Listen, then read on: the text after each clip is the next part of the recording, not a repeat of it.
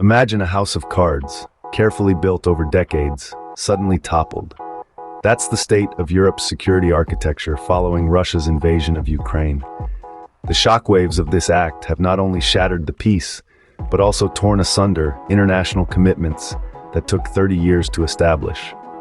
This isn't a localized conflict. It's a full-scale assault on the entire European security framework, and its implications are far-reaching. It has prompted a response from nations like France, who've recognized the significance of the situation and have taken steps to station their military forces in Poland. This war is far from being confined to Ukraine alone. It's a threat to the very framework of European security. The war's impact isn't just political. It's a humanitarian crisis of immense proportions.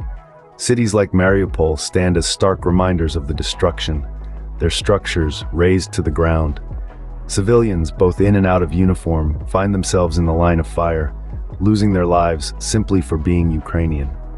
The atrocities committed in this conflict don't just hint at war crimes, they scream them out loud. The genocidal rhetoric broadcast on Russian state television has become a chilling soundtrack to this crisis. The human toll doesn't stop there. Millions have been displaced, their homes now a distant memory, while hundreds of thousands have been forcefully deported to Russia. The human cost of this conflict is staggering, and the evidence of war crimes is hard to ignore. This is not just a war against Ukraine, but a confrontation with the collective West. Putin's regime, in its pursuit of dominance, has chosen to clash with the Western world, irrespective of the costs. Trust, once robust, has now withered due to Moscow's deceit and sham dialogues with countries and institutions, including NATO. Russia's actions, such as weaponizing famine and creating economic shocks, have globalized the war's consequences. The ripple effects of this war are being felt far beyond Ukraine's borders, impacting global energy markets and trust between nations.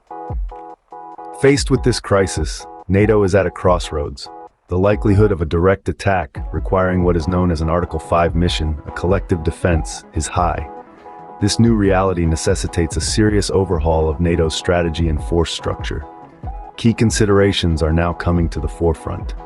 Firstly, NATO must take a firm stance and recognize Russia as an adversary in the upcoming strategic concept.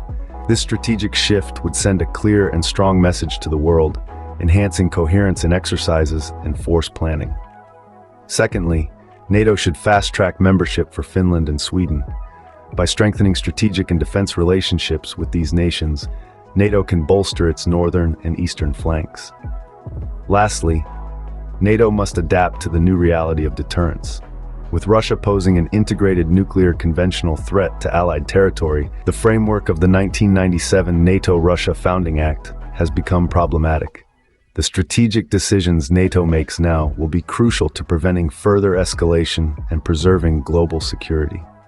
To sum it up, the Ukraine war is a turning point for global security.